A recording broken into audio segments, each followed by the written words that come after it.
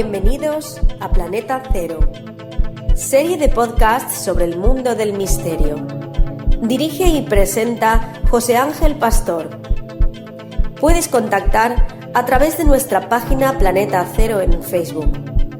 Esperamos que disfrutes con el apasionante tema que te presentamos hoy.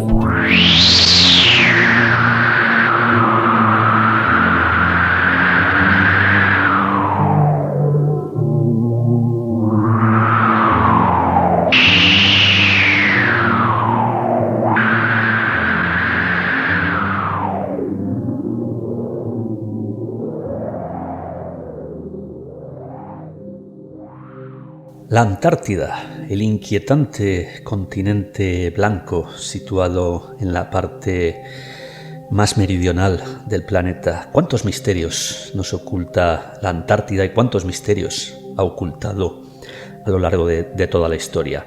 Hoy vamos a tratar uno de estos misterios personalizado en un hombre, en un trabajador de esta zona tan remota del planeta.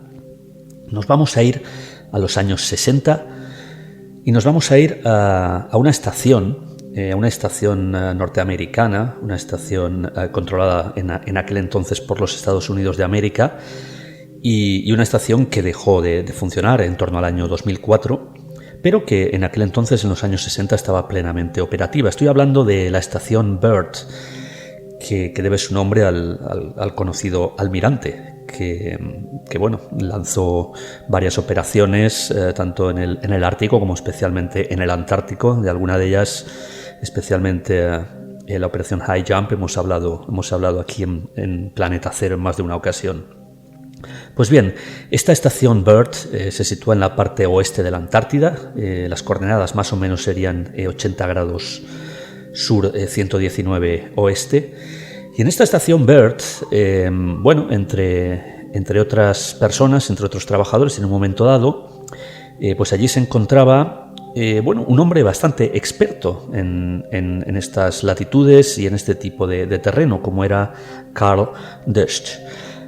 Carl Dust es un trabajador norteamericano, concretamente originario de Wisconsin, que hacía diferentes trabajos en la estación Byrd. Entre otros, él se encargaba de una pequeña estación de radio que había a una pequeña distancia del edificio principal de la estación Byrd. Nos vamos al día 8 de mayo de 1965, que es cuando acontece toda la historia de nuestro amigo Carl Dust. Este día, 8 de mayo, insisto, del año 65, son las 9:15 de la mañana, las 9:15, y Carl se encuentra trabajando en el pequeño edificio de la estación de radio, que estaba aproximadamente separado 1 milla, 1,5 kilómetros, un poco más, del edificio principal de la estación Byrd. Esta pequeña estación de radio está unida con el edificio principal mediante un cable. Lógicamente, para hacer más fácil el traslado entre un lugar y otro. Hay que pensar en las condiciones climáticas tan horribles que puede haber en algunos momentos y que, en una distancia de 1 milla, que no parece una gran distancia, pueden hacer que alguien se pierda en esa inmensidad blanca, sin visibilidad, sin ninguna manera de orientarse, con lo cual, por seguridad, el pequeño edificio de la estación de radio y el edificio principal estaban unidos por un cable. Este era un recorrido que Carl ya había efectuado en bastantes ocasiones. El resto de trabajadores que fueron entrevistados a posteriori dijeron que Carl había realizado este recorrido unas 30 veces ya antes, con lo cual era un recorrido bastante habitual para él. Bien, a las 9:15, insisto, Carl deja la pequeña estación de radio, y se dirige de vuelta al edificio principal. En torno a las 10, 45 minutos después, cuando no aparece ni hay ninguna señal de él, se decide a salir un vehículo de rescate para ver si, a consecuencia del mal clima, que en aquel momento tampoco era excesivamente mala la condición climatológica, aunque en la Antártida es totalmente cambiante de un minuto a otro. El caso es que sale un vehículo de rescate a hacer el recorrido de este cable hasta la pequeña estación de radio, a ver qué ha sucedido. Quizá haya desfallecido en algún momento dado, quizá no haya podido salir de la estación, pero es extraño. En torno a las 11:30, hora y media después, Carl Dest sigue sin aparecer. Se encuentran unas huellas a una distancia que no tiene absolutamente ningún sentido. 4 millas al oeste del edificio principal de la estación Bird. Bien, en este momento ya parece bastante evidente que por alguna razón Carl se desvió de la ruta del cable y se perdió. Y es por esto que aparecen huellas de él a 4 millas al oeste de la estación. Posiblemente estuviera buscando el edificio principal de la estación y no lo encontró. El vehículo debe de volver a repostar al edificio principal de la estación y se retoma la búsqueda, que va a durar durante 3 horas más con este primer vehículo que sale a buscar los pasos de Carl, que ha desaparecido. Al cabo de 3 horas la búsqueda finalmente se suspende, al menos de forma temporal, puesto que ya un viento de en torno a unos 30 nudos comienza a cubrir cualquier rastro que pudiera haber dejado Carl, con lo cual se considera que en este momento no tiene ningún sentido buscar las huellas de Carl y se procede a organizar otra expedición. En torno a las 6:15 se organiza una nueva expedición y a las 7 se indica a todo el personal que hay en la estación Bird que salga a revisar la zona del cable, la zona en torno al cable, por si hubiera intentado volver hacia esa zona. Se despliegan bengalas por toda la zona entre la estación principal y la pequeña estación de radio.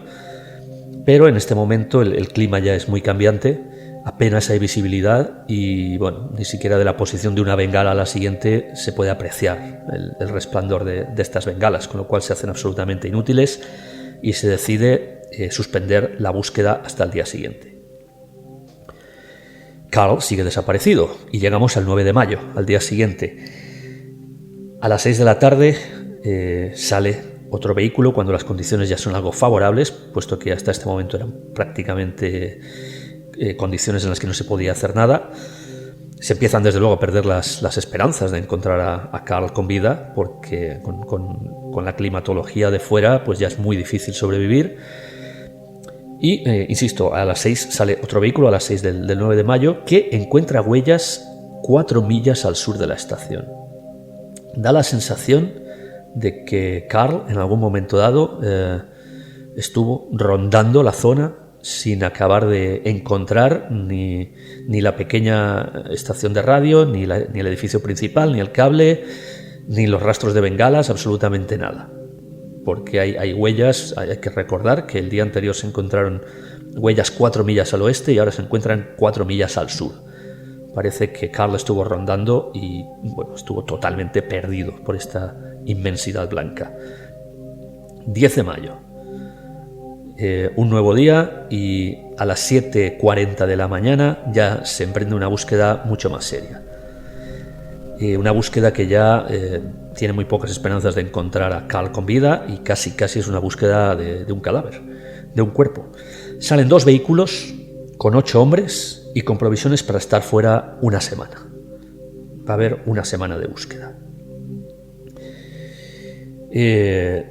La búsqueda se intensifica muchísimo hasta el día 14, durante 5 días.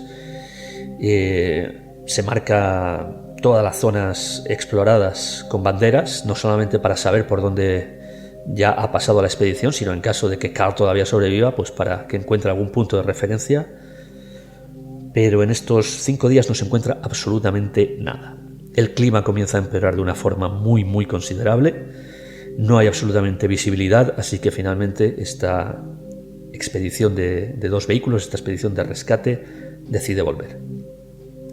Hay que recordar que Carl desapareció el día 8 de mayo y ya estamos hablando del día 14.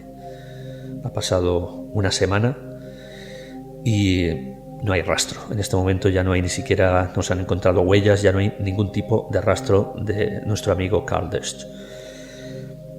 Hay que decir que Carl llevaba lógicamente una ropa adecuada para estar en el exterior, puesto que hacía este tránsito desde un edificio a otro.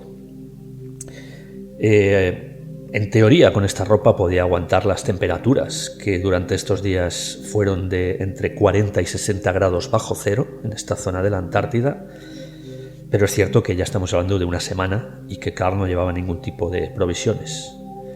Incluso aunque no se ha encontrado el cadáver, no se ha encontrado ningún cuerpo, finalmente, y también debido al mal clima que en estos momentos está asolando la zona, se decide no efectuar ningún otro tipo de expedición, ningún otro tipo de búsqueda.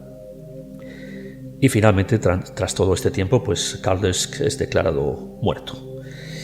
Ese mismo 14 de mayo se da la noticia a la familia que está en Estados Unidos y se produce el servicio funerario en su localidad natal. Hemos dicho que era originario del estado de Wisconsin, concretamente en la localidad de Monroe, en este estado de Wisconsin, en Estados Unidos. Bien, aquí parece que termina la historia de Carl, la extraña desaparición de Carl, que sería una desaparición como tantas otras que ha habido en la Antártida, desapariciones, accidentes, muertes en el continente helado. Por suerte, a medida que las tecnologías han ido mejorando, pues cada vez hay menos, aunque se siguen produciendo accidentes de vez en cuando. Pero bueno, en esta época, en los años 50, 60, pues todavía vemos que se produjeron varias desapariciones, accidentes también de aviones, todo relacionado con el mal clima, la mala visibilidad. Insisto, esta desaparición de Carl Desch no sería demasiado relevante si no fuera por lo que sucedió unos años después, en el año 1971. Hay una base mucho más conocida, los que más o menos tengáis una cierta afición por los parajes antárticos, una base estadounidense mucho más conocida y que sigue funcionando en la actualidad, como es la base McMurdo. Pues bien, en 1971 McMurdo ya estaba por aquel entonces operativa. En 1971 llega un mensaje muy inquietante a la base McMurdo. Estamos hablando de 6 años después de la desaparición de Carl. Y os voy a leer lo que decía aquel mensaje. El mensaje era tal cual: para el mundo estoy muerto. Se cree que mi cuerpo acabó congelado en la superficie de este continente helado. Os puedo decir que yo, Carl Desch, estoy vivo. Y ni por un momento creáis que cometí un error. Todo estaba planeado. Me empujaron, me obligaron a ello, me aburrieron y me atormentaron con sus monótonas vidas. El interminable silbido del viento casi me está volviendo loco. Empiezo a echar de menos la compañía humana. Este es el mensaje que llegó en 1971 a McMurdo. Es cierto que, bueno, lo que mucha gente comenzó a pensar es que esto era un engaño, una broma de mal gusto, en fin, tómenlo ustedes como quieran. Pero ¿quién? Porque los mensajes que llegan a McMurdo suelen ser cifrados y poca gente tiene acceso a enviar mensajes a la estación de McMurdo.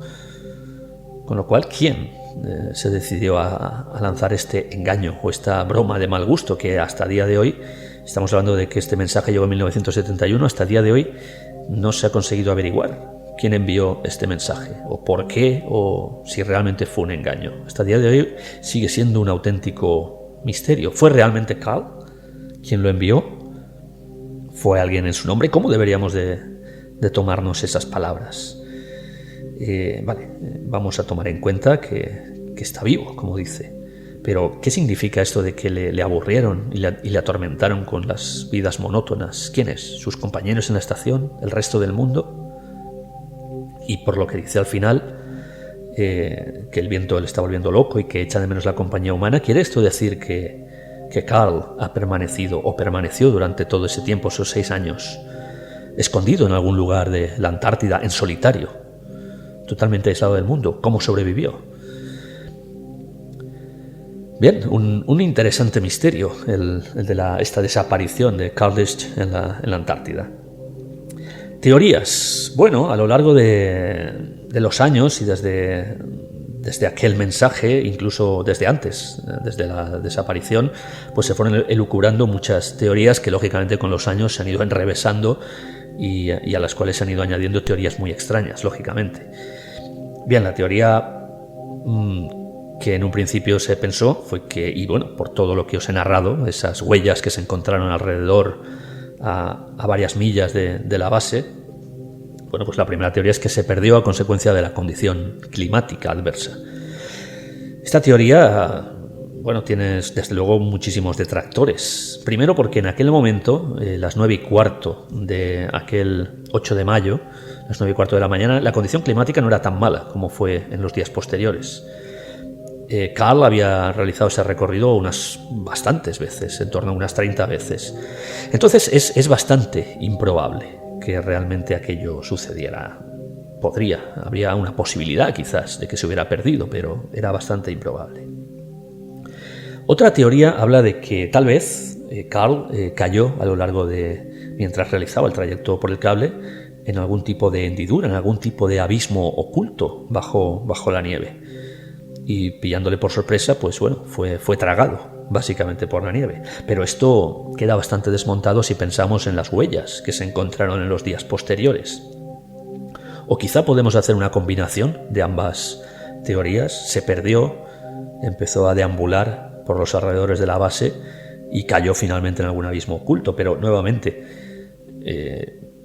si tenemos en cuenta que era una persona experta en este tipo de recorrido y la condición no era demasiado mala, sigue siendo improbable. Una tercera teoría que abrazó mucho del personal de la estación en aquel entonces es que simplemente decidió suicidarse. Y qué mejor forma de suicidarse que comenzar a caminar sin rumbo por la Antártida, porque una vez que inicias este camino ya sabes que vas a perderte y vas a desaparecer.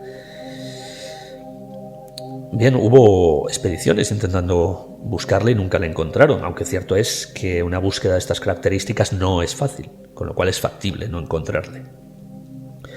Y en favor de esta teoría, aunque los que le conocen dicen que Carl era una persona con un temperamento más o menos estable, nadie apreció que tuviera ningún tipo de problema psicológico en aquel momento.